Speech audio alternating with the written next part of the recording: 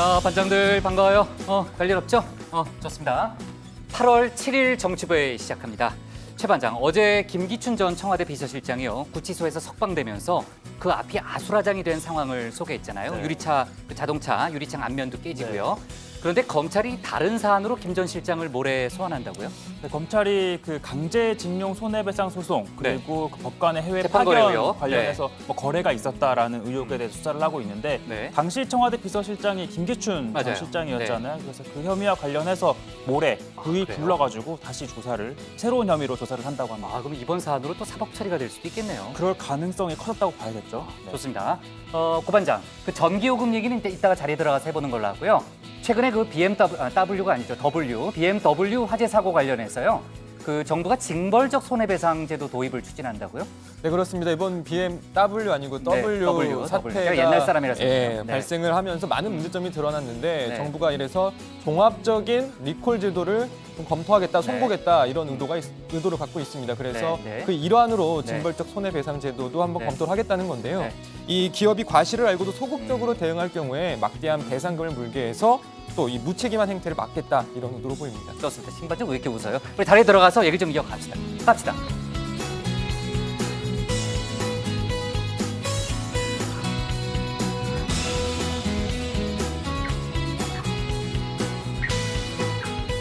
네, 반장들 자리에 앉았으면 정치보회를 시작하죠. 오늘 오후에 들어온 속보인데요. 우리 국민 1명을 오늘 오전 북한으로부터 인계받았다고 통일부가 밝혔습니다. 1984년생, 그러니까 30대 서모 씨라고 하는데요. 지난달 북측 지역에 불법 입국해서 단속에 걸렸다고 합니다. 통일부는 북측이 인도주의적 견지에서 우리 국민을 돌려보낸 걸 긍정적으로 평가한다는 입장을 밝혔고요. 북한이 우리 국민을 인계한 게 3년 만이래요. 2015년에 5명을 인계한 이후로 3년 만에 우리 국민을 이제 다시 우리 측에 넘겼다는 설명이 있었습니다. 자, 오늘 이래저래 중요한 속보가 많은데 어제 저희가 예고했던 대로요. 어제 저희가 이제 문재인 대통령의 특별 지시 사항을 소개했잖아요. 그 가정용 전기요금 인하 방안이 당정 협의를 거쳐서 오늘 발표됐습니다. 각 가정의 전기요금 부담이요. 여러 이제 구간별로 다르기 때문에 일률적으로 얘기하기는 어렵지만은 평균 19.5% 정도 낮아질 거라고 하는데 자세한 얘기는 고반장 발제 때 알아보는 걸로 하겠습니다. 그리고 현 중3 학생들이 치를 2022학년도 대입제도 개편 권고안도 오늘 발표가 됐는데 이건 신반장 발제 때 다뤄보는 걸로 할게요.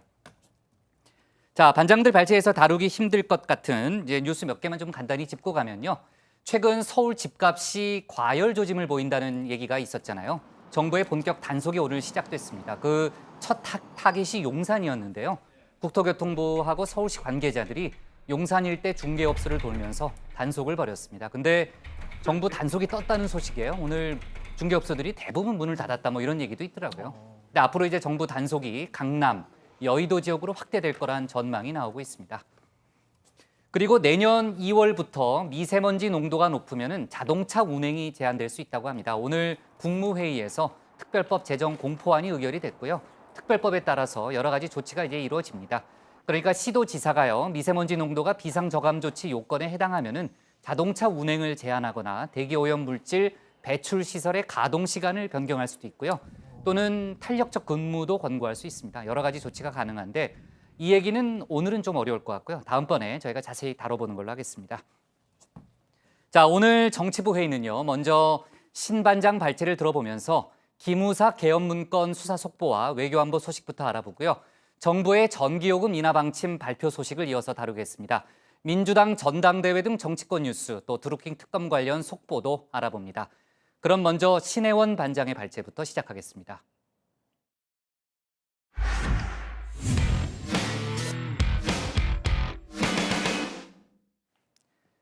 비핵화 협상이 답보 상태에 머물고 있다는 지적이 나오는 가운데 북한이 연내 2차 북미 정상회담 개최 가능성에 무게를 싣고 있다는 보도가 나오고 있습니다. 싱가포르에서 이영호 북한 외무상과 만났던 폼페이오 미 국무장관은 이영호 외무상이 비핵화 약속을 분명히 했다는 점을 강조했습니다. 오늘 청와대 발제에서는 북미 협상 관련 속보, 또 기무사 개혁 관련 소식을 함께 짚어보겠습니다. 자, 오늘 청와대 발제에서 다룰 뉴스가 꽤 많습니다. 이럴 땐 뭐다? 알맹이만 쏙쏙 깔끔한 정리. 오랜만에 돌아온 신반장의 정치스쿨 시간입니다. 오늘도 쉬는 시간 없이 쭉 가보겠습니다. 먼저 1교시 외교입니다. 세기의 만남이라 불린 6.12 북미 정상회담, 올해 또 한 번 열릴지도 모르겠습니다. CNN 보도인데요. 미국 정부 고위 관계자에 따르면 북한은 연내 2차 정상회담이 열릴 가능성이 매우 높은 것으로 믿고 있다는 겁니다. Could we see a round two? Where would it be? Could it be in New York at the United Nations General Assembly in September? We just don't know. But we do know, according to a source of mine who is familiar with the North Korean side of the denuclearization talks, they say there is a strong possibility that there will be a second meeting between Trump and Kim. 최근 북미는 비핵화를 놓고 선제적 조치가 먼저다, 아니다, 단계적 해법이 맞다면서 지지부진한 협상을 벌여왔습니다. 그런데 이 와중에 2차 정상회담이라니 CNN에 귀띔을 준 저 고위 관계자는 무슨 근거로 이런 말을 했을까요? 자, 최근 다정회를 열심히 보셨다면 답은 어렵지 않습니다. 복습 들어갑니다. 자, 먼저 볼 키워드 친서 정치입니다. 지난주 김정은 위원장이 세 번째 친서를 보냈다는 사실을 트럼프 대통령이 깜짝 공개한 바 있죠. 곧바로 백악관은 답장을 썼다는 사실도 함께 밝혔습니다. 그렇습니다. 상황을 종합해 보면 먼저 김정은 위원장이 교착 상태에 빠진 실무 협상에 대한 돌파구로 2차 정상회담에 대한 의지를 담은 서한을 보냈고, 트럼프 대통령도 긍정적인 신호로 바로 답장을 보냈다는 겁니다. 친서의 메신저 역할을 했던 폼페이오 장관도 이용호 외무상으로부터 비핵화 이행 약속을 확답받았다고 말했습니다. 지난해와 비교해보라. 솔직히 지난 몇 년간 북한이 반복해온 분노와 증오를 고려하면 이번 발언은 달랐다. 그는 지속적인 비핵화 이행 약속을 명확히 했다. 볼턴 백악관 국가안보 보좌관은 트럼프 대통령이 친서를 통해 북한이 이 기회를 놓쳐선 안 된다는 뜻을 계속해서 전달했다고도 설명했습니다. 강력한 대북 제재를 유지함과 동시에 인내심을 갖고 비핵화를 추진하겠다는 뜻을 거듭 밝힌 겁니다. Even the president's fiercest critics will not be able to say it's because he didn't open it wide enough. We're going to have to see performance from the North Koreans. 여기에 유화적인 움직임도 추가됐습니다. 유엔 안전보장이사회가 북한 주민에 대한 인도적 지원을 신속히 처리하도록 하는 내용의 새 가이드라인을 승인했는데요. 이 문건의 초안을 미국이 작성했습니다. 대북 제재의 큰 틀은 유지하되 식량, 구호품의 지원은 가능하게끔 물꼬를 터준 겁니다. 지난해 남북협력기금 800만 달러를 의결해놓고도 집행을 미뤘던 우리 정부도 대북 지원에 속도를 낼 수 있게 됐습니다. 자, 2교시로 넘어갑니다. 2교시는 국방입니다. 기무사 개혁이 속도를 내고 있습니다. 27년 만에 간판도 바꾸고 새 수장을 임명함과 동시에 조직의 근간이 될 법령도 뜯어 고쳤습니다. 이 밖에도 참 많은 것들이 바뀌는데요. 핵심만 쏙쏙 짚어보겠습니다. 혹시 국난 극복 기장령 들어보셨나요? 제5공화국 출범인 1981년 3월부터 시행된 제도로 박정희 전 대통령이 사망한 1979년 11.6부터 계엄령 해제가 이루어진 1981년 1월 24일까지를 국난 기간으로 규정, 해당 기간에 근무한 군인들에게 국방부 장관이 국난 극복 기장을 수여했습니다. 하지만 5.18 민주화 운동을 국난으로 규정한 전두환 신군부의 시각을 그대로 반영하고 있어서 역사적 오류가 있다는 지적이 많았는데요. 오늘 오전 이낙연 총리 주재로 열린 국무회의에서 국난 극복 기장령 폐지안을 최종 의결했습니다. MB정부 때 만들어진 기무사 내 융합정보실도 없어집니다. 기무사에는 보안 담당 3처와 대공 담당 5처, 그리고 기획관리 담당 7처와 종합상황실, 그리고 융합정보실이 있습니다. 이 융합정보실은 각 부서에서 수집된 첩보와 동향 보고를 모아서 청와대의 보고용 자료를 만드는 역할을 해왔는데요. 세월호 참사 당시 세월호를 수장시키자거나 대통령의 감성적인 모습을 연출하자는 제안에도 이 융합정보실이 관여한 것으로 알려졌습니다. 민간인 사찰이라든지 정치개입 금지는 이번에 새로 제정되는 부대령에도 분명히 할 수 없다고 담겨 있고 앞으로 여기에 대한 처벌 규정까지도 아마 검토될 것으로 알고 있습니다. 기무사의 새 이름 군사안보지원사령부의 창설준비단 법무팀장에는 서울중앙지검 방위사업수사부장을 지낸 이용일 여주지청장이 임명됐습니다. 이 지청장은 이후 안보지원사의 초대 감찰실장을 맡게 될 전망입니다. 자, 3교시는 경제입니다.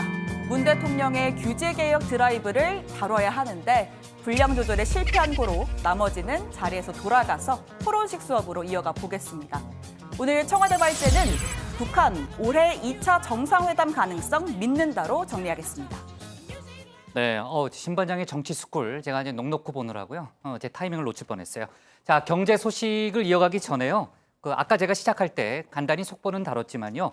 북한이 판문점을 통해서 우리 국민 한 명을 풀어줬다는 얘기 있잖아요. 조금 더 취재한 내용이 있습니까? 네, 일단은 우리 측이 오늘 오전 11시에 이 판문점을 통해서 우리 국민 이 한 명, 서모 씨를 북측으로부터 인계를 받았는데 이 북측은 어제 오전 이 북적중앙위원회 명의 통지문을 통해서 7월 22일 북측 지역에 불법 입국하여 단속된 우리 국민 이 서모 씨를 어제 돌려보내겠다라고 우리 측에 통보를 해왔습니다. 우리 측은 어제 오후 인수 의사를 북측에 통보했고 이렇게 인도주의적 견지에서 이 서 씨를 돌려보낸 것에 대해서 긍정적으로 평가를 한다고 했는데요.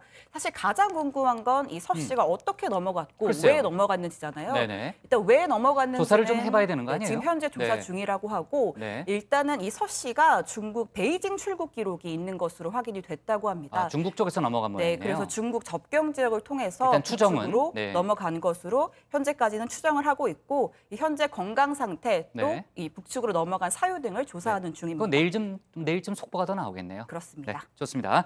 자, 이제 경제 뉴스로 이어가 보겠습니다. 문재인 대통령이 어제 휴가에서 복귀하자마자 첫 일성으로 전기요금과 함께 규제 혁신을 강조했잖아요. 그리고 오늘은 인터넷 전문은행 규제 혁신 행사에 참석했습니다. 그래서 인터넷 은행 분야의 은산분리 규제 완화를 언급을 했거든요. 사실 은산분리에 대해서는 반장들 중에 모르는 사람도 있을 텐데 은산분리 완화는 여당 일각에서조차 반대 목소리가 나오고 있는 아주 예민한 사안이잖아요. 최 반장. 네, 이 시민단체와 금융노조 그리고 정치권 진보 진영의 반발이 좀 거센 편인데요. 그럼에도 불구하고 문재인 대통령이 혁신 성장에 대한 강력한 의지를 보이는 것으로 풀이됩니다. 오늘 인터넷 전문은행 혁신 성과 점검 행사에 참석해서 인터넷 전문은행 규제 혁신은 금융 분야와 신산업의 혁신 성장으로 이어져 경제 성장의 새 물줄기가 될 것이라고 강조하기도 했는데 직접 한번 들어보시죠. 인터넷 전문은행은 지난 1년 은행의 개념을 바꾼 새로운 금융상품과 서비스로 국민들의 큰 호응을 얻었습니다. 금융권 전체에 전혀 없던 긴장과 경쟁을 불러일으켰습니다. 그러나 인터넷 전문은행은 새로운 바람을 일으키고도 금융시장에 정착하는 데 어려움을 겪고 있습니다. 규제가 발목을 잡았습니다. 은산분리는 우리 금융의 기본 원칙입니다. 그러나 지금의 제도가 신산업의 성장을 억제한다면 새롭게 접근해야 합니다. 네, 그리고 문 대통령은 은산분리라는 대원칙을 지키면서 인터넷 전문은행이 운신할 수 있는 폭을 넓혀줘야 한다라고 강조했는데 그리고 이달 말에는 대통령이 직접 주재하겠다고 밝힌 규제혁신 점검회의에도 은산분리 관련 안건을 올릴 예정입니다. 앞서 문 대통령이 한 달에 하나씩 규제 완화를 매듭 짓겠다고 했는데요. 아마 그 첫 사례가 될 걸로 보입니다. 한 달에 하나씩요? 그렇습니다. 네. 네. 근데 심반장 왜 일어서 있어요? 네, 갑자기 제가 거기가 있어요. 정치 스쿨을 준비한 김에 네, 네. 좀 이렇게 써가면서 은산분리가 뭔지 설명을 좀 그래요? 드리려고. 좋아요. 좋습니다. 근데 정강현 반장도 이런 예전에 거 정 반장이 했었잖아요. 많이 썼던 방식이잖아요. 되게 없어 보였는데 네.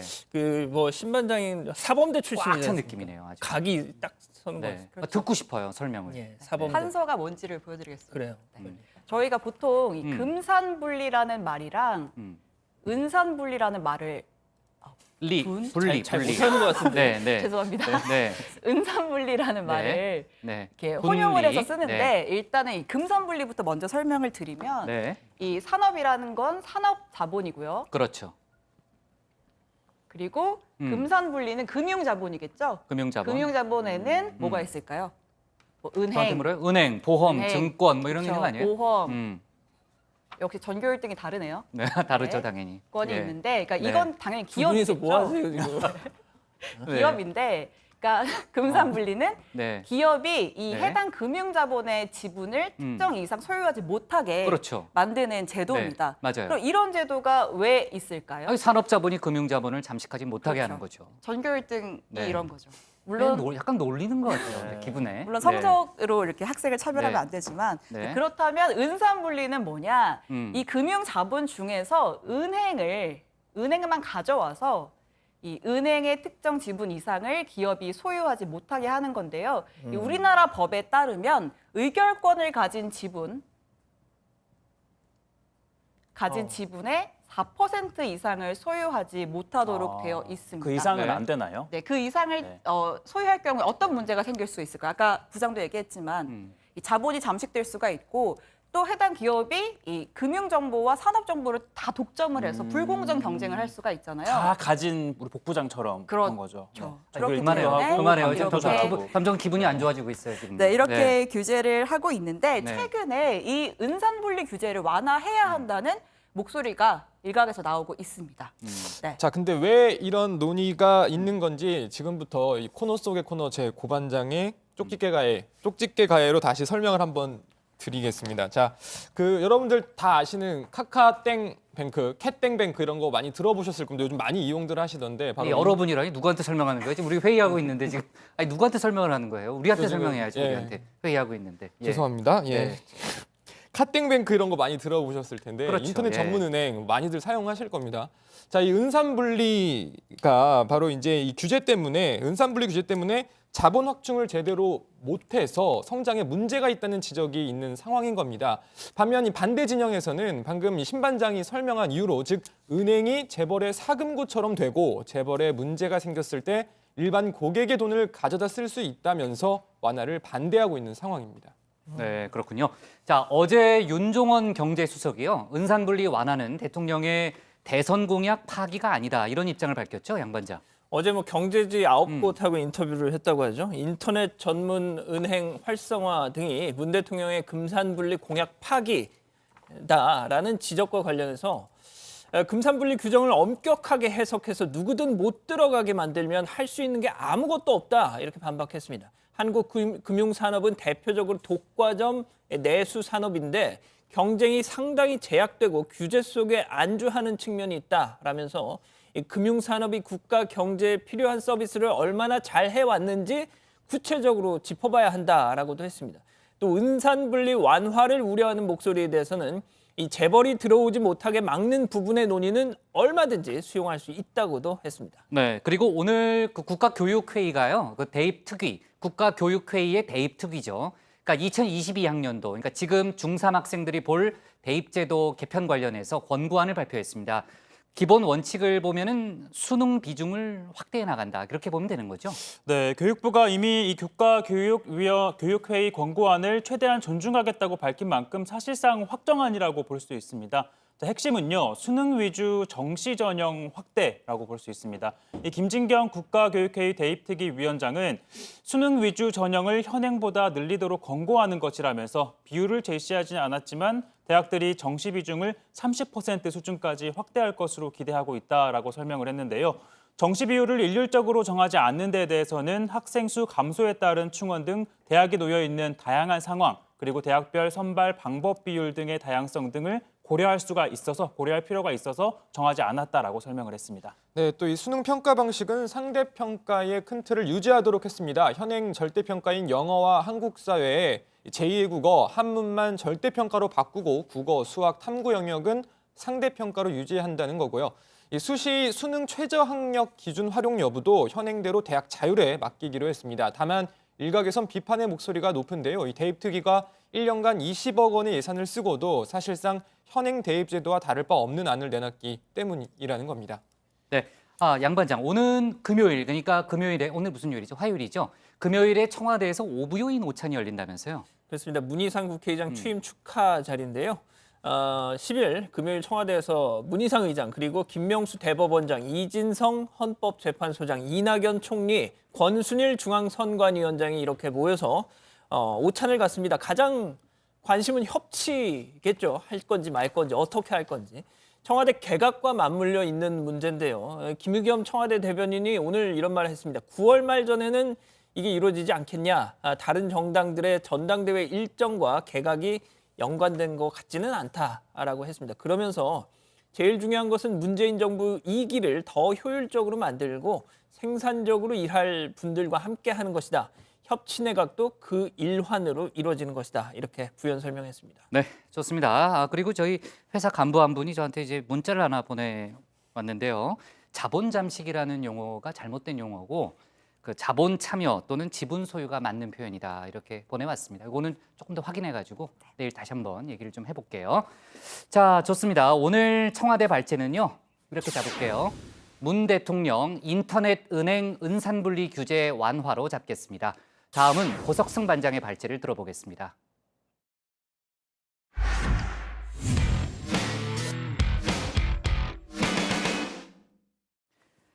오늘이 절기상 가을의 시작을 알리는 입추입니다. 일부 지역을 제외하고는 어김없이 35도가 넘는 폭염이 계속되고 있죠.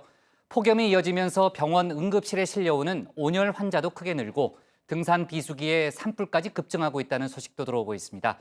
이런 가운데 정부 여당이 오늘 당정 협의를 갖고 7, 8월 한시적으로 전기요금 누진세 완화 조치를 시행하겠다고 밝혔습니다.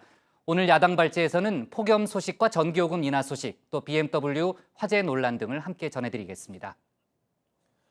네, 입추, 말 그대로 가을의 시작을 알리는 절기입니다. 절기대로 나눈다면 오늘부터 입동 전까지를 가을로 보기도 합니다. 자, 하지만 절기가 무색하게 오늘 전국 대부분 지역이 최고 기온 35도를 기록했습니다. 광주 등 일부 지역은 36도를 기록하기도 했습니다. 오던 가을도 다시 도망갈 판입니다. 자, 입추라는데 가을이 온다는데 계속 더운 이유 바로 24절기의 유래를 보면 알 수 있습니다. 24절기는 지금으로부터 수천 년 전인 중국 주나라 때 화북 지방에서 태양의 움직임을 기준으로 처음 만들어졌습니다. 중국 특정 지역에 맞춰 만들어졌기 때문에 한반도의 계절 흐름과는 차이가 있을 수밖에 없는 겁니다. 수천 년 전과 현재의 계절 변화 양상이 완전히 달라졌다는 것도 염두에 둬야 합니다. 자, 매일같이 이어지는 폭염에 열사병, 탈진, 실신 등 온열 환자도 속출하고 있습니다. 정부가 온열 질환 감시 체계를 가동한 5월 20일부터 최근까지 병원 응급실을 찾은 온열 환자는 3,329명이었습니다. 이 가운데 사망자는 39명에 달했습니다. 감시체계 가동일 기준으로 지난해와 비교해보면 온열 환자는 2.2배, 사망자는 6.5배 수준입니다. 자, 온열 환자 어디서 많이 발생했는지 봤더니 예상대로 실내외 작업장, 논밭, 비닐하우스 등 일터가 과반을 차지했습니다. 그리고 두 번째는 길가였습니다. 의외였던 건 바로 집에서 온열 질환이 발생한 경우가 세 번째로 많았다는 겁니다. 냉방시설이 제대로 갖춰져 있지 않거나 또는 있어도 제때 가동시키지 않으면 집 또한 위험지대가 될 수 있다는 이야기입니다. 자, 그런데 에어컨은커녕 선풍기 한 대 제대로 구비 못한 분들 우리 주위에 여전히 참 많습니다. 또 에어컨이 있어도 전기요금 무서워서 에어컨 리모컨 누를까 말까 망설이다 결국 선풍기로 버티는 분들도 정말 많습니다. 자, 그래서 오늘 당정청이 머리를 맞댔습니다. 청와대와 민주당 그리고 산자부가 국회에서 폭염으로 인한 전기요금 지원 대책 협의를 가진 겁니다. 폭염이 계속되는 가운데 국민들께서 전기요금 걱정 때문에 냉방기를 마음 놓고 켜지 못하는 상황에 대해 주무부처 장관으로서 매우 안타깝게 생각합니다. 전기요금 대책은 크게 두 가지입니다. 하나는 누진제를 7, 8을 2달 동안 한시적으로 완화하는 것이고 다른 하나는 사회적 배려 계층에 대한 냉방 지원 대책입니다. 자, 이번 누진제 완화 대책 자세히 한번 살펴보겠습니다. 핵심은 누진제 구간별 상한을 높인다는 겁니다. 현재 3단계로 나눠진 누진 구간 중 1단계 상한을 200에서 300으로, 2단계 상한을 400에서 500으로 각각 100씩 올리기로 했습니다. 자, 이렇게 되면 냉방기기 사용량이 늘었더라도 2단계 또는 3단계로 넘어가서 부담이 커지는 것을 어느 정도 막을 수 있게 됩니다. 총 2,761억 원으로 가구당 평균 19.5%의 인하 효과가 기대됩니다. 자, 오랜만에 찾아온 코너 고반장의 한라인입니다. 이쯤에서 가장 궁금해지는 것, 과연 이 지긋지긋한 폭염 언제까지 이어지냐, 뭐 이런 걸 겁니다. 그래서 폭염이 과연 언제 끝나는지, 9월 날씨는 어떨지, 내년에는 어떨지 날씨 전문가에게 직접 물어봤습니다. 센터장님, 지금 폭염이 굉장히 절정인 것 같은데 이 더위 언제까지 지속될까요? 일단 이번 주까지는 한 34대 36도 정도 되고 다음 주에 가서는 33대 34도 정도 지속된 다음에 대개 한 21일 전후에서 일단 폭염 특보 수준의 폭염은 끝날 것으로 예상을 하고 있습니다. 9월에 접어들 텐데 그럼 올해 9월쯤에는 이 정도 더위 다시 안 온다고 봐도 될까요? 네, 그러니까 9월 더위는 평년보다 무더울 거로 보고 있습니다. 그러나 폭염 수준이 33도 이상은 되지 않을 것으로 예상을 하고 있습니다. 그런데 지금 많은 분들이 매년 갈수록 더워진다라는 이야기들을 많이 하시는데 실제로 매년 더위가 더 심해지는 경향이 있는 건가요? 지구온난화로 인해서 지금 지구 기온이 계속 지속적으로 상승하고 있고 우리나라도 세계 평균보다 1.5배 이상 상승하고 있거든요. 빨리. 따라서 이제 앞으로도 해가 갈수록 지구온난화로 인한 여러 가지 효과들, 또 해수 온도가 높은 원풀 효과 등, 또 도시화로 인한 도시열성 효과 등 이런 것들이 가세되면서 해가 갈수록 기온은 더욱더 상승하면서 폭염 빈도도 더 강하게 자주 나타날 것으로 예상을 하고 있습니다. 폭염이 이제는 재난이다 이런 말들이 많이 나오고 있는데요. 센터장님 보시기에는 어떠세요? 폭염은 재난으로 봐야 됩니다. 우리나라도 지금까지 자연재해로 인한 태풍이나 홍수나 폭설이나 혹한 이런 모든 사망자를 합한 것보다 폭염으로 인한 사망자 수가 더 많습니다. 1994년 같은 경우 3,300명이 넘는 사망자가 발생을 했거든요. 네, 폭염 관련 소식 들어가서 좀 더 자세히 전해드리고 오늘 발제 이렇게 정리하겠습니다. 끝물을 무더위, 정부 전기요금 누진제 한시적 완화. 네, 오늘이 절기상 입추라는 얘기를 아까 제가 좀 전에 시작하면서 했잖아요. 야, 근데 이렇게 더울 수가 있습니까? 그러니까 어제 오늘 일부 지역에 소나기가 내렸잖아요. 서울도 그랬고요. 그래서 더위가 한풀 꺾이지 않겠느냐라는 기대도 있었는데 더 후덥지근하고요. 더 후텁지근하고요. 더위 큰 효과는 없었던 것 같아요. 맞습니다. 일부 네. 지역에서는 천둥, 번개까지 동반해서 강한 비가 내렸다고 하는데 여전히 너무 더웠습니다. 왜냐하면 워낙 비가 짧게 내린 데다가 오히려 비가 그친 뒤에 습도가 높아지면서 이 푹푹 찌는 듯한 찜통 더위가 더 심해진 곳이 많았기 때문인데요. 내일과 모레도 곳곳에 소나기 소식이 있긴 한데 역시나 폭염을 막기는 힘들 것으로 보입니다. 열대야도 이번 주 내내 계속된다고 합니다. 네, 오늘 누진제 가정용 전기요금 누진제 완화 조치가 발표가 됐고요. 그 전기요금 폭탄에 대한 걱정이 조금은 줄었다라는 반응은 많이 나오고 있는데 정치권의 분위기는 어떻습니까, 양반장? 일단 민주당이야 당정청 협의회 그렇죠. 당사자니까 당연히 환영 입장을 내놨죠. 정치권 인사들도 이런저런 지금 얘기를 하고 있는데 얼마 전 그 김병준 자유한국당 비대위원장 이 노무현 정신만을 강조한다 이러면서 비판을 했던 김문수 전 경기지사 이번에는 문재인 대통령을 또 비판했습니다. 전기요금 끌어올리는 주범이 바로 탈원전하고 있는 문 대통령 아니냐라고 말이죠. 이 최근 논란이 된 북한산 석탄 문제도 끄집어냈는데요. 문재인 대통령이 세세하게 직접 지시하는 장면을 보고 한국전력이 유엔 대북 석탄 수입 제재를 위반한 행위도 바로 문 대통령의 직접 지시가 있지 않았을까 하는 의혹을 증폭시킬 수 있다 이렇게 얘기한 겁니다. 그러니까 누진제 이야기를 하는 듯 하다가 이제 평소 하고 싶었던 이야기까지 다 묶어서 한꺼번에 쏟아낸 그런 모양새네요. 네, 어제 문재인 대통령이 휴가에서 복귀하자마자 이제 전기요금 문제를 신속하게 좀 처리해라라는 지시를 내렸고요. 오늘 곧바로 정부의 대책이 발표가 됐고 아까 이제 고 반장도 설명했지만은 각 가정의 전기요금 부담이 평균적으로 한 19.5% 정도 이제 경감한 그런 효과를 본다고 하는데 지금 7월과 8월 전기요금의 누진제를 완화해 준다는 게 기본 이제 뼈대잖아요. 근데 이미 7월 요금 고지서가 나온 가구가 꽤 있잖아요, 고 반장. 그런 가구들은 어떻게 되는 거예요? 네, 그렇습니다. 일반 주택 기준으로 검침일이 25일 이전인 가정은 이미 7월 고지서를 대부분 받은 상태입니다. 당연히 이 고지서에는 오늘 발표된 누진제 완화 혜택이 적용되지 않았습니다. 이와 관련해서 오늘 당정청 협의회에서 백운규 장관은 이미 고지서가 발급된 경우에는 다음 달 전기요금에서 소급해서 차감될 것이다 이렇게 설명했습니다. 예전 사례를 되짚어 보면 2016년에도 한시적 누진제 완화 조치가 있었는데요. 당시에도 완화 적용 전에 이미 요금을 낸 가구는 그 다음 달에 한전에서 일괄 계산해서 환급을 해준 바 있습니다. 네, 현재 이 누진제 시스템에서는 사실 검침일이 굉장히 중요합니다. 검침일이 언제냐에 따라서 전기요금이 달라질 수 있기 때문인데요. 예를 들어 매달 1일에 검침을 받는 가구와 15일에 검침을 받는 가구를 비교하면 7월 중순부터 최근까지 똑같이 냉방기기를 사용했어도 누진제 때문에 전기요금은 15일에 검침하는 가구가 훨씬 더 많이 낼 수 있다는 겁니다. 많이 쓴 기간이 몰려있기 때문인데요. 아무래도 그렇죠. 7월 중순부터 8월 중순까지 많이 쓰다 보니까 그런 건데 문제는 그동안 검침일을 한전이 임의로 정했다는 겁니다. 이에 대해서 공정거래위원회는 아예 검침일 약관을 바꾸라고 통보를 했는데요. 한전은 오는 24일부터 희망 검침일 신청을 받을 예정이라고 맞아요. 합니다. 뭐 어디 전화번호가 있더라고요. 제가 그 번호를 잊어버렸는데 1, 2, 3인가? 확실치는 않습니다. 그 양 반장이 전기요금하고요. 관리비 전문가예요. 그러니까 고 반장이 모르는 거 있으면은 양 반장한테 좀 많이 좀 물어보고요. 네. 자, 주제를 좀 바꿔볼게요. 지금 BMW 차주들 정말 속이 말이 아닐 것 같습니다. 어제 BMW 측에서 사과를 했잖아요. 근데 여전히 말이 많더라고요, 양 반장. 부장 그 BMW가 독일어 원음으로 뭔지 아십니까? 베덴 아니에요? 아니에요? 베엠베입니다. 그러니까 베덴베. 예. 좀 불어 전공이에요. 잘 모르시는 것 같습니다. 프랑스어 전공.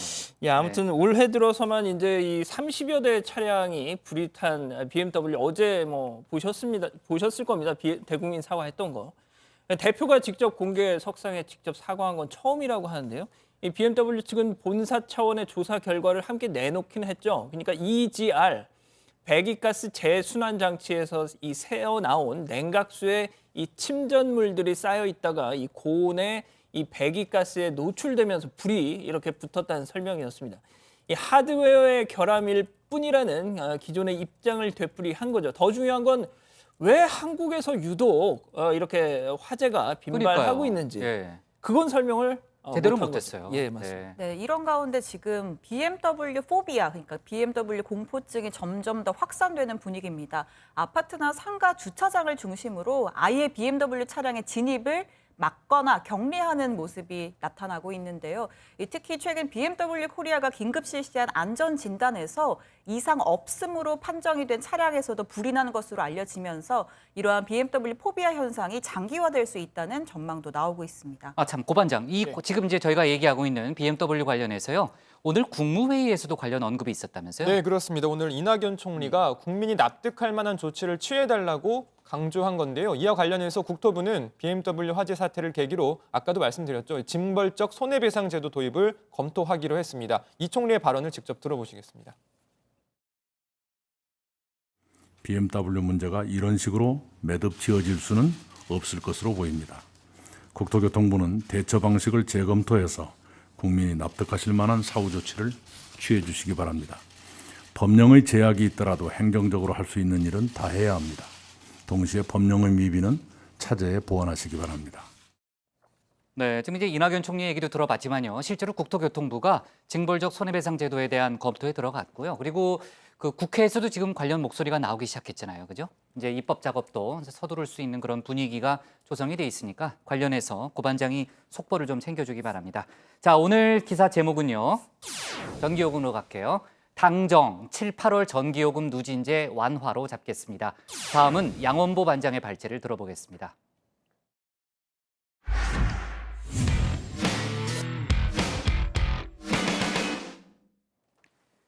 자유한국당 김병준 혁신 비대위원장이 대선 도전 가능성에 대해서 절대 그럴 일이 없다고 선을 그었습니다.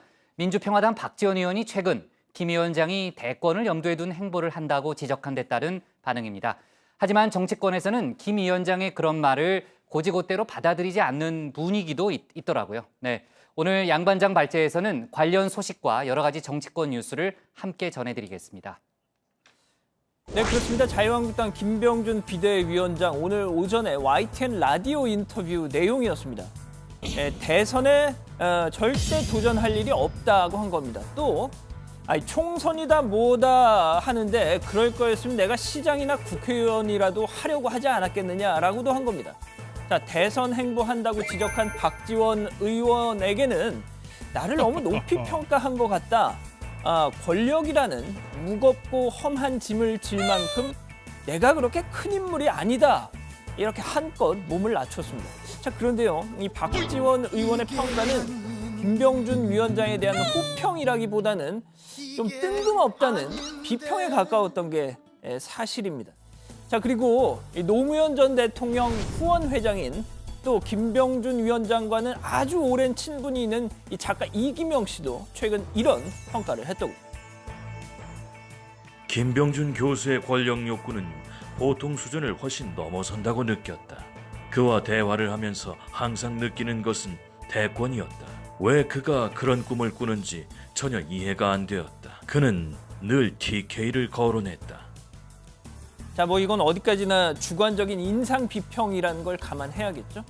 자, 김병준 위원장은 어쨌든 문재인 정부를 향해서 이 과도한 정부의 간섭, 즉 국가주의적 정책 관두라 연일 문제를 삼으면서 대척점을 그리는 데는 성공했습니다. 특히 학교에서 이 커피 같은 고카페인 음료 판매 금지한 법안에 대해서 노무현 대통령이었으면 그거 거부권 행사했을 거다 하면서 이게 바로 문재인표 국가주의다 맹비난했었죠. 자, 그런데 오늘 놀라운 반전이 있었습니다. 그거 당신도 했었잖아 라고 말이죠. 이렇게요. 2006년에 참여정부는 학교에서 탄산음료 판매 금지를 추진한 바가 있습니다. 아동, 청소년을 유해물질로부터 보호하고 또 건강하게 키우는 것은 국가주의가 아니라 국가가 책임을 다하는 것입니다. 자, 이에 대해서 김병준 위원장 또 어떤 반박을 할지 참 궁금해집니다. 자, 다음 소식입니다. 정말 오랜만에 소식 전해드리네요. 자유한국당이었다가 지금은 무소속 대구 북구 갑 정태욱 의원입니다. 지난 지방선거 직전 그러잖아도 분위기 안 좋았던 자유한국당에 말 한마디로 마지막 카운터 블로를 날렸던, 그래서 사랑했던 당을 쫓기듯 떠나야 했던, 분명 올해 말에 선정될 게 분명한, 그래서 유정복 전 인천시장 가슴에도 비수를 꽂았을 게 분명한 바로 그 말의 장본인이죠.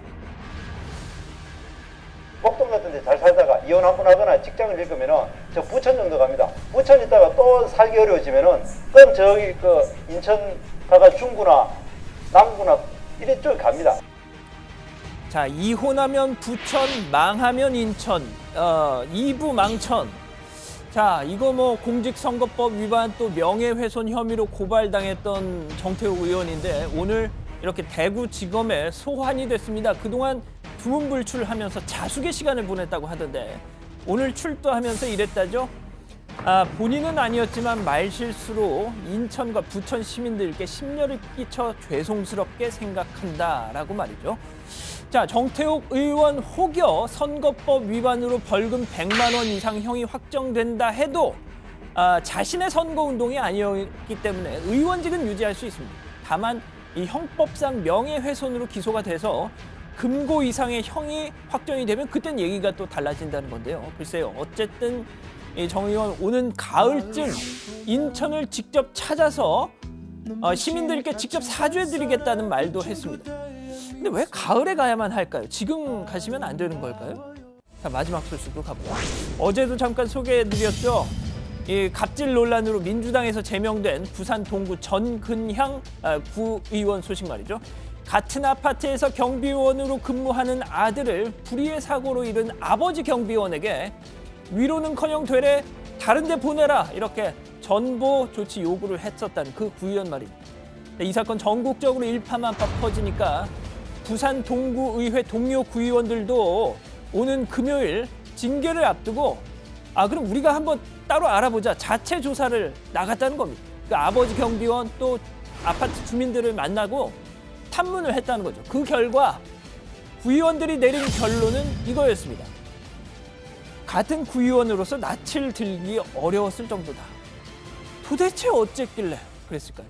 평소에 이 경비원들에게 아파트 입주자 대표인 나도 모르느냐 이렇게 항의를 했는가 하면 이 아들 경비원의 사망 소식을 전화로 보고한 아버지 경비원한테 네 알겠습니다 라고만 하는가 하면 그 빈소조차 찾아가지도 않았다는 겁니다.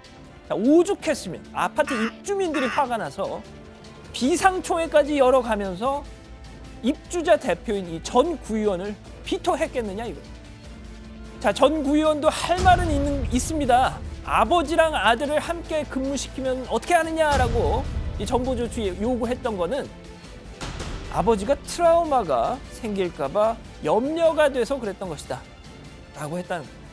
믿거나 말거나입니다. 오늘 준비한 소식은 여기까지입니다.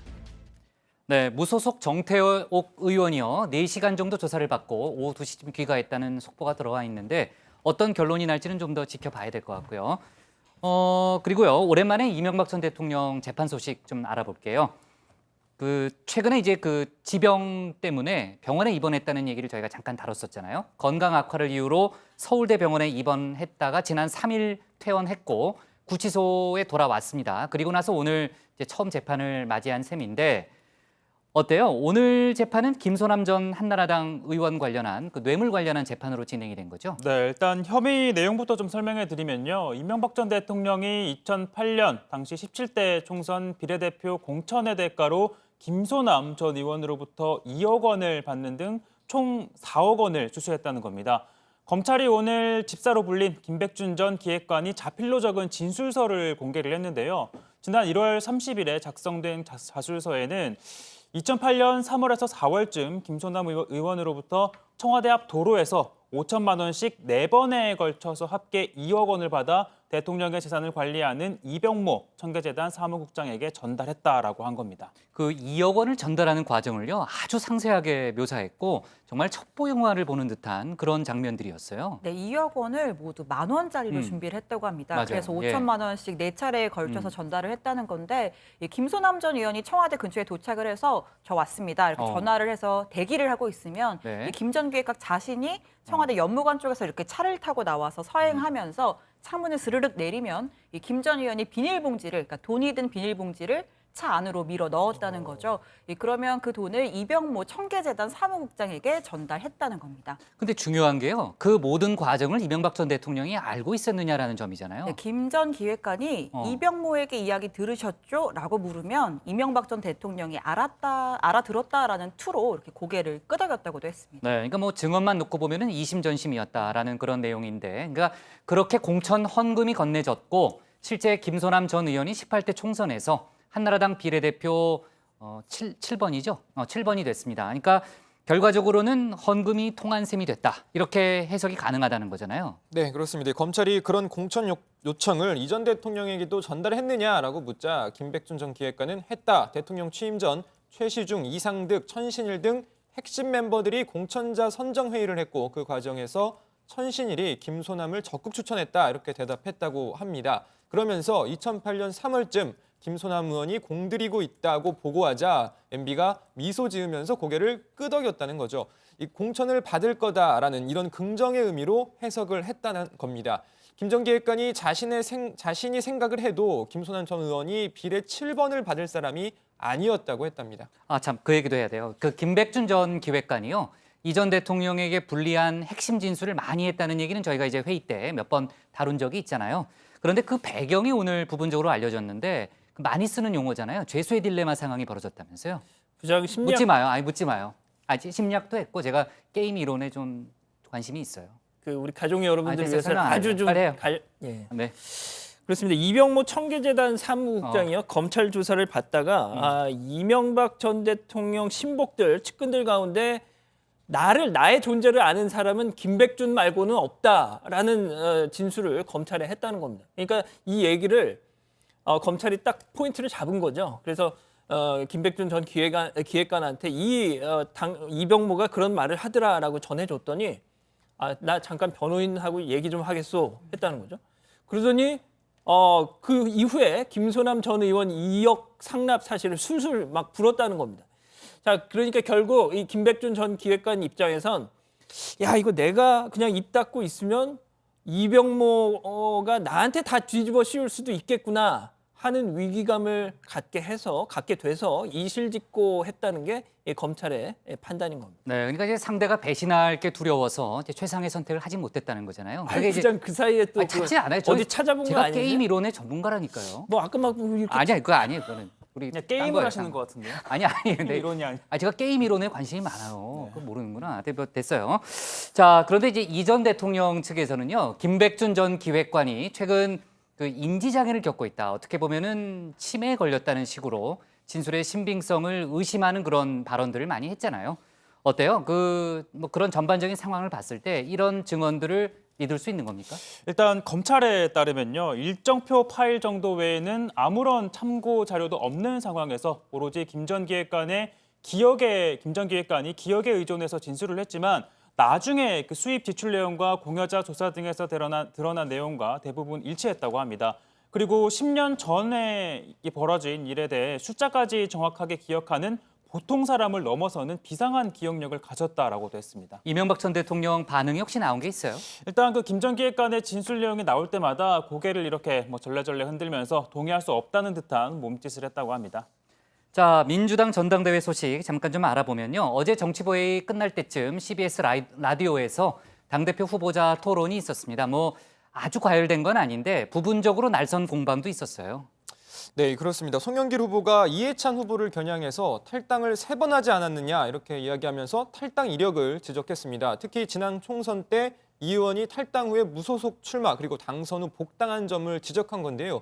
이에 대해서 이 의원은 당시 김종인 대표가 낙천시킨 건 1988년 13대 총선 때 관악에서 나한테 패한 데 따른 감정 때문이었다 이렇게 이야기하면서 내가 대표가 되면 부당한 공천을 안 할 것이기 때문에 사람들이 탈당할 이유도 없다 이렇게 반박했습니다. 기억나요? 그때 이제 민정당에서 김종인 또 평민당인가요? 그 이해찬 이렇게 붙어가지고 이해찬 의원이 이겼죠?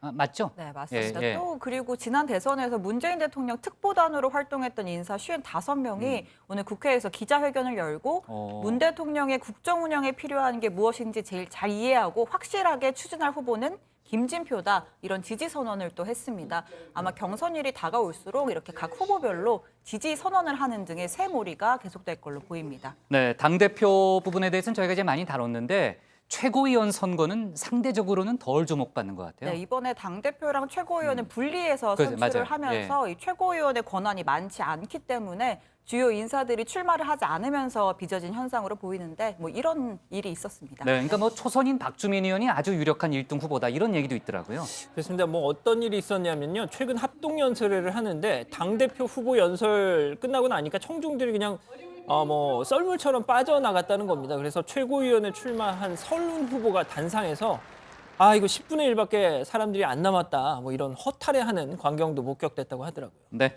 자, 그리고 오늘 자유한국당 김진태 의원의 이름이 하루 종일 실검에 올랐는데 다른 건 아니고요. 6급 수행비서에게 안 좋은 일이 있었다면서요? 네, 그렇습니다. 오늘 새벽에 김진태 의원 지역구죠. 강원도 춘천의 한 아파트 화단에서 6급 비서 A씨가 숨진 채 발견된 겁니다.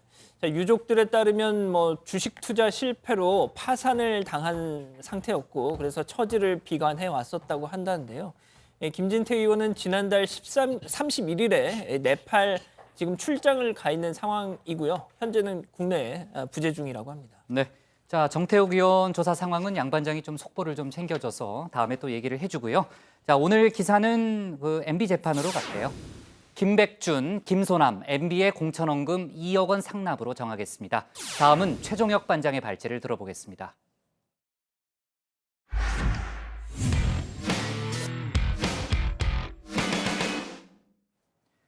어제 오전 피의자 신분으로 특검에 출석했던 김경수 경남지사가 18시간이 넘는 조사를 마치고 오늘 새벽 귀가했습니다.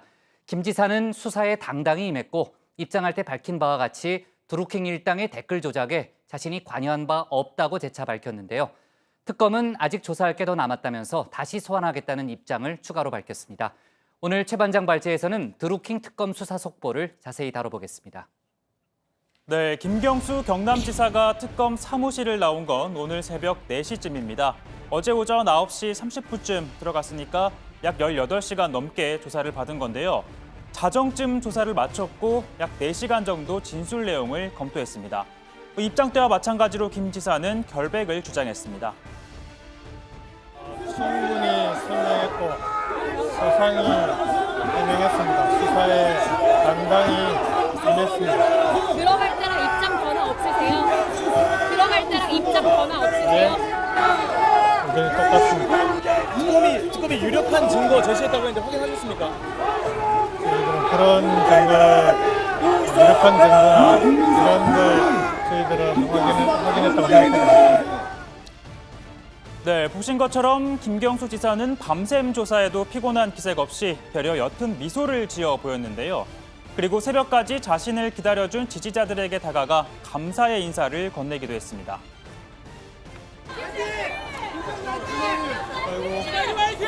고생 많으셨습니다.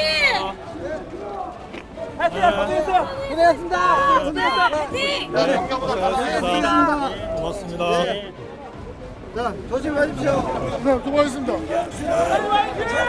마지막으로 한 말씀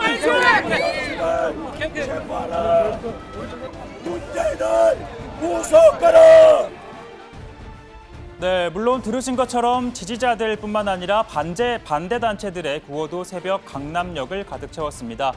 네, 김경수 지사가 출석에 이어 귀가 때도 지지자들에게 손을 흔들어 감사의 인사를 전하는 등 당당한 모습을 보이자 일각에서는 이런 지적도 나왔습니다. 바른미래당 이현주 의원입니다. 이렇게 소셜미디어에 썼는데요. 아직도 자신들이 군부 독재 정권에 저항하는 투사인 줄 착각하고 있다.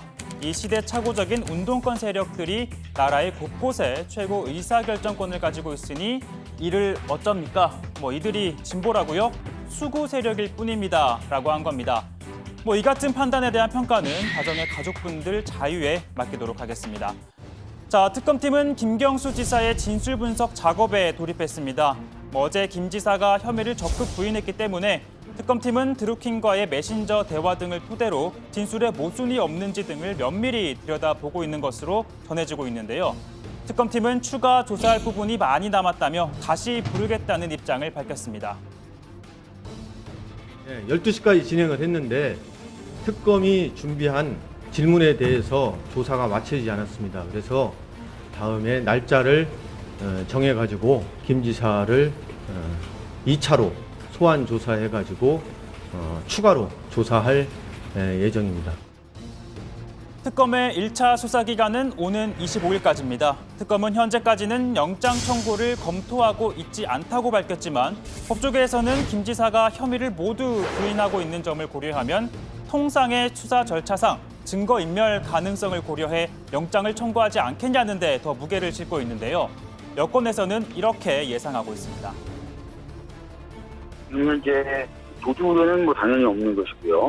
김경수 지사가 스스로 본인 쓰던 핸드폰도 제출하고 있고 압수수색 같은 걸 하려면 얼마든지 하라라고 입장을 가지고 있기 때문에 증거인멸의 우려가 있어 보이진 않습니다. 따라서 영장 청구를 하더라도 기각될 가능성이 높다고 보입니다. 특히 민주당은 특검이 확인되지 않은 사실을 언론에 흘리면서 김 지사에게 망신을 주고 있다라고 비판을 했고요. 김경수 지사 또한 정치 특검이 돼서는 안 된다며 특검 수사에 유감을 표현한 바 있습니다. 특검의 형태는 교묘한 언론 플레이와 망신 주기, 확인되지 않은 피의 사실 공개를 함으로써 우려를 표명하지 않을 수가 없습니다. 정치적 공방이나 갈등을 확산시키는 정치 특검이 아니라 이 사건의 실체적 진실을 밝히는 진실 특검이 되어주시기를 다시 한번 부탁드립니다. 네, 이에 대해 허익범 특검 다소 불편한 심기를 내비쳤습니다. 왜 그런 말이 나오는지 모르겠지만 안타깝다며 특검은 언론 플레이를 하지 않는다라고 반박했습니다. 특히 특검팀 관계자도 아침 회의 때마다 언론과 접촉하지 말라는 지시가 내려온다. 주요 보도가 나올 때마다 외부로 유출된 게 있는지 확인한다며 아직까지 문제된 경우는 없었다라고 했습니다. 특검께서는 지금 보도 내용이 너무 추측성 보도나 좀 앞서가는 보도가 있는데 그러한 보도 내용은 좀 자제해 주셨으면 하는 게 특검님께서 저에게 전달한 내용입니다. 선거법 위반 혐의 같이 보고 계시나요? 그 부분 사실 확인해 줄 수 없습니다. 수사팀에서 전달 사항입니다. 1차 수사 기간이 18일 앞으로 다가오자 자유한국당과 바른미래당 등 야권에서는 기한 내 진실을 밝히지 못하면 연장이 불가피하다며 기간 연장 논리에 분보를 지피고 있습니다. 특히 한국당은 민주당이 특검을 흠집내는 건 드루킹 일당의 공범임을 자인하는 것이라고 비판했는데요. 특히 그동안 특검에 대해 말을 아껴온 김병준 비대위원장도 오늘은 입을 열었습니다. 참 여권이든 어디든 간에 이 특검을 너무 흔들지 않았으면 좋겠어요. 특검이 할 수 있는 일을 하도록 해주고요. 선풀이든 악풀이든 지나치게 어떤 특정 개인이나 특정 집단이 여론을 조작하고 또 영향력을 지나치게 행사하는 건 안 되죠. 자, 일단 특검팀은 기간 연장을 검토한 적은 없고 그럴 상황도 아니라는 입장을 밝혔습니다. 자, 유력한 증거를 보지 못했다며 자신감을 내비친 김경수 지사. 반면 드루킹 일당의 진술에 신빙성이 있고 객관적인 증거도 갖고 있다는 특검. 18일간의 시간 싸움에 돌입했습니다. 자, 오늘 발제 이렇게 정리하겠습니다. 김경수 밤샘 조사 뒤 귀가 특검 다시 소환할 것입니다. 네, 김경수 지사가요 18시간 넘는 조사를 받았고 나올 때도 들어갈 때처럼 이제 손을 흔들고 나오는 모습이 상당히 인상적이었는데 혐의에 대해서는 전면 부인한 것으로 일단 알려지고 있습니다. 특검이 아까 이제 특검보 얘기도 좀 들어봤지만요 재소한 방침을 밝혔고요. 그 1차 수사 기한이 25일까지잖아요. 그러니까 시간이 많지 않습니다. 그러니까 특검 입장에서는 다시 부른다고 했으니까 이르면은 이번 주 후반부에 다시 소환할 수 있다 이런 얘기가 나오고 있죠. 네, 허익범 특검이 오늘 출근길에 김 지사에 대한 구속영장 청구를 검토하느냐라는 취재진의 질문에 너무 앞서가지 말라라고 답을 했습니다. 재소환은 힘들진 않겠냐는 질문에는 수사팀이 필요하면이라고 답을 했는데 가능성을 열어두고 있다는 뜻을 내비친 것으로 보이고요. 오늘 오후 정례 브리핑에서 특검팀이 공식적으로 조사를 마무리하지 못했다. 조만간 김 지사를 재소환할 것이다라고 밝혔습니다. 들어보시죠. 김 지사의 변호사인 김경수 변호사가 특검에 추가 소환 조사와 관련해서 지금 현재 일정을 조율 중에 있고 다만 2차 소환 조사는 지난번과 같이 포토라인에 서가지고 인터뷰하는 그런 것이 아닌 그냥 포토라인에서 바로 사무실로 좀 직행했으면 조사 사무실로 직행했으면 하는 것이 김 지사 측에 저에게 요청한 내용입니다. 네, 밤샘 조사를 받은 김 지사는 혐의를 입증할 만한 유력한 증거가 확인됐다고 생각하지 않는다고 말했고 또 혐의도 모두 부인한 것으로 전해졌습니다. 이에 특검팀도 방금 들으신 것처럼 조만간 김 지사를 다시 재소환하겠다는 뜻을 밝혔습니다. 일단 김 지사는 드루킹 일당 근거지죠. 느릅나무 출판사를 3차례 방문한 사실은 인정했다라고 했습니다. 이는 김경수 지사가 줄곧 시인해왔던 부분이기도 하죠. 다만 이 킹크랩 시연회를 본 적 없고 드루킹이 불법 댓글 조작을 하는 줄도 몰랐다라고 진술한 것으로 알려졌습니다. 하지만 특검팀은 어제 조사에서 드루킹과 측근들의 진술을 토대로 드루킹 시연회를 재구성하고 김경수 지사의 참석 여부를 추궁한 걸로 지금까지는 알려지고 있습니다. 네, 일단 이제 김경수 지사를 피의자 신분으로 전환을 시켰고요. 보통 이제 피의자들이 나올 때 기자들이 이제 표정을 많이 살피잖아요. 근데 김경수 지사의 오늘 표정은 상당히 밝았습니다. 그리고 이제 그 옆에 얘기하는 걸 들어보니까 검찰이 아니죠. 특검이 객관적인 증거를 확인하지 못했다. 그런 식의 입장을 내놨는데 그 특검의 입장은 뭐예요? 특검은 어떤 자신감을 보이고 있는 상황이에요? 네, 특검은 드루킹 측으로부터 김 지사 앞에서 킹크랩 시연을 했다는 진술을 다수 확보했다는 입장입니다. 일단 드루킹은 2016년 11월 9일 느릅나무 출판사 2층 강연장에서 김 지사가 지켜보는 가운데 킹크랩을 설명했다라고 했고요. 또 서유기도 드루킹의 설명 속도에 맞춰 마우스로 관련 내용을 보여줬다라고 진술을 했다고 합니다. 그리고 또 둘리는요, 드루킹이 자신에게 휴대전화를 가져오게 한 뒤 김 지사에게 드루킹을 시연했다라고 진술을 했다고 합니다. 특히 이들은 당시 김 지사가 앉아있던 위치와 몸짓을 묘사를 했는데 그 내용이 거의 일치하는 것으로도 알려지고 있습니다. 네, 결과적으로 이제 양측의 주장이 강하게 맞서고 있기 때문에 객관적인 증거, 물증을 얼마나 갖고 있느냐 이게 이제 아마 핵심 관건이 될 걸로 보이고요. 그 정치권에서도 계속 논란이 되고 있다는 얘기를 어제 저희가 다뤘었는데 민주당에서는 정치특검 얘기를 계속 주장을 하는 분위기예요. 네, 일단 민주당 당권 주자들이 일제히 김경수 지사 지키기에 나섰습니다. 송영길 의원, 드루킹의 거짓 진술에 휘둘려 존재하지 않는 호랑이를 만들어내는 정치특검의 오점을 남기지 않기를 바란다라고 얘기했습니다. 이해찬 의원 역시 특검은 정치적 공방과 갈등을 불러일으키는 정치특검의 오명을 쓰지 않기를 바란다라고 했고요. 김진표 의원도 허익범 특검은 마치 논두렁 시계를 연상시킬 정도로 의도적이고 악의적인 망신주기 수사를 하고 있다라고 비판하면서 김 지사에 대해선 당 차원에서 나서야 한다고 요구했습니다. 들어보시죠.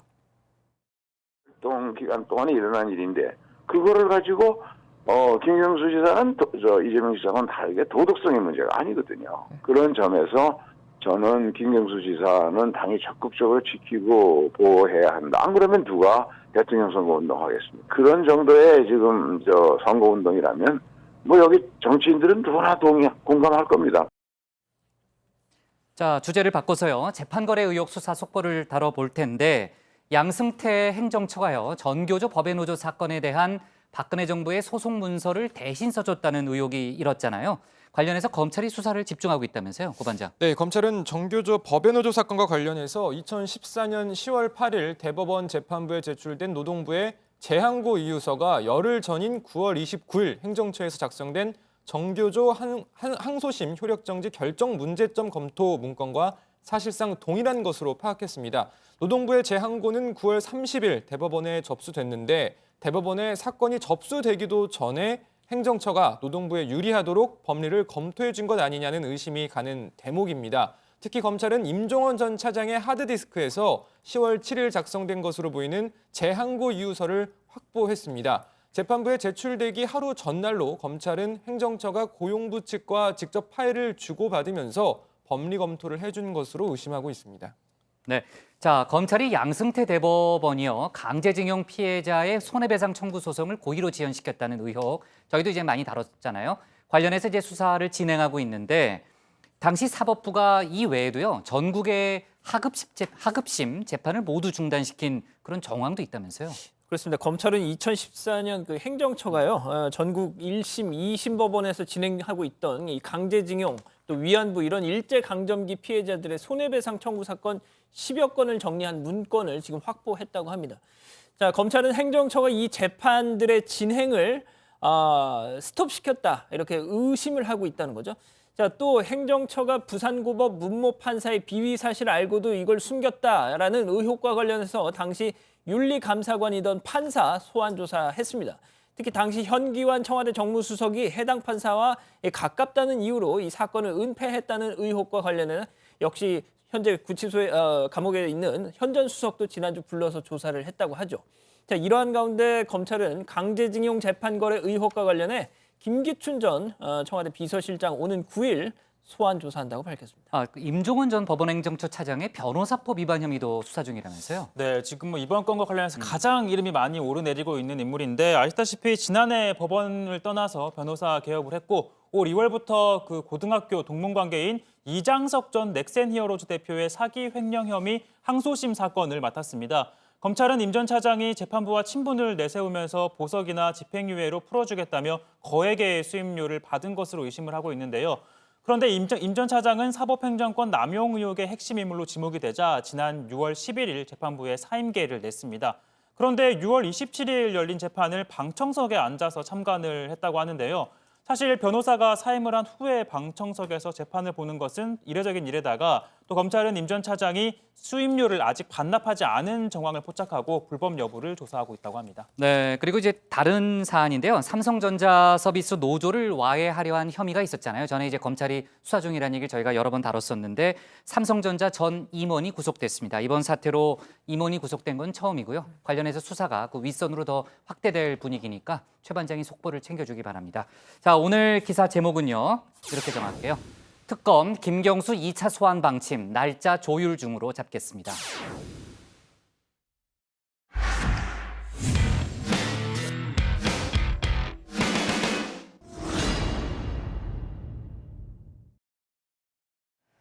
안녕하세요. 톡 쏘는 정치의 강정입니다.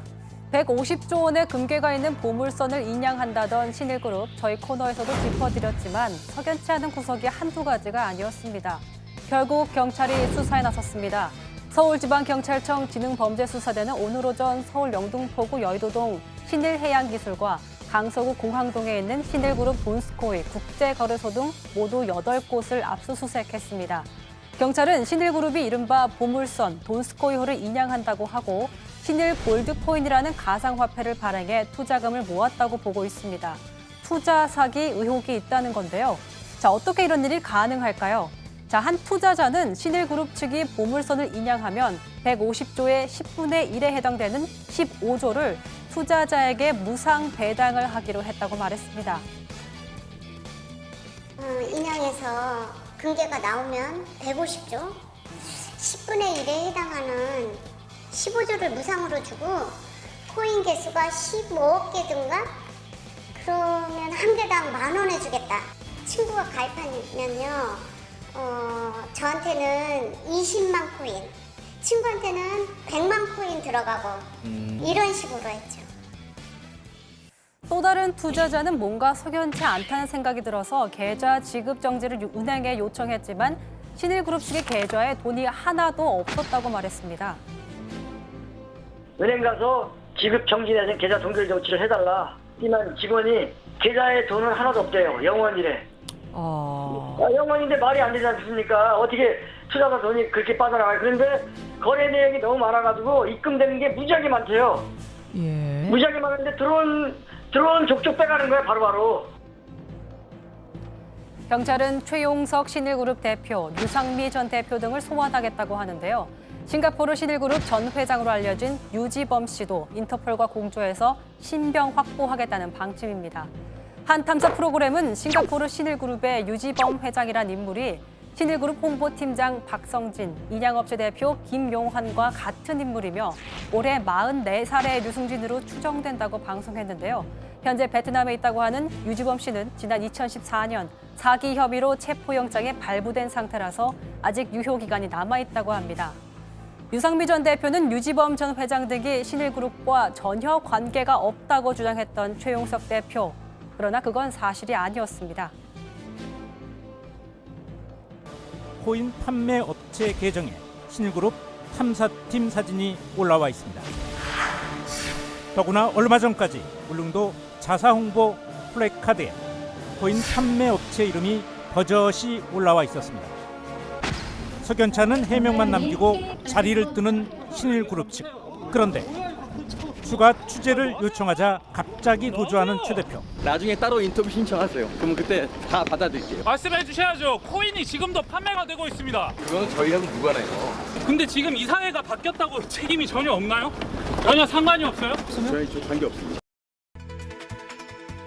투자 사기 의혹을 받고 있는 신일그룹. 그런데도 신일 골드코인과 돈스코이호 국제거래소 등은 버젓이 홈페이지를 운영하고 있습니다. 자신들은 무고하다며 팩트만을 보도해줄 해외 언론사를 찾고 있다. 신일 골드코인을 예정보다 일찍 상장하겠으니 걱정하지 마시라 이렇게 주장하고 있습니다. 심지어 삼성그룹도 누리지 못하는 홍보 효과를 얻었다며 세계 시총 1위 기업이 될 것이라고 주장합니다. 현재 1위 기업 애플입니다. 자, 보물선을 믿고 투자한 사람이 무려 12만 명이 가까이 된다고 하는데 일부는 여전히 보물이 나오면 돈을 돌려받을 수 있다고 믿고 있다고 합니다. 더 이상의 피해를 막기 위해서 투자에 주의를 기울인 건 물론이고 수사에도 속도 내기를 기대하겠습니다.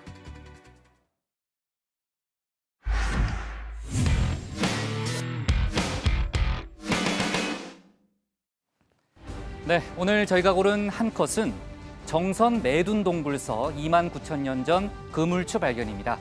강원도 정선 매둔동굴에서 29,000년 전 구석기 시대에 사용한 걸로 추정되는 그물추 14점이 발견됐습니다. 조사를 맡은 연세대 박물관 측은 인류의 물고기잡이 역사에서 시기적으로 가장 이른 유물이라고 밝혔습니다. 지금까지 가장 오래된 그물추는 일본에서 발견된 10,000년 전 거였죠. 매둔동굴에서는 물고기 등뼈와 인류의 손가락 마디뼈도 출토됐는데요. 이번 발굴이 구석기 시대 생계 수단을 밝히는데 중요한 역할을 할 거라고 하니까 기대가 커집니다. 오늘 정치부에는 여기까지고요. 저희는 내일 다시 찾아뵙겠습니다. 네, 수고했습니다. 하나도 안 틀렸어요. 어제 외우는데 힘들더라고. 매둔동굴 29,000년, 14점,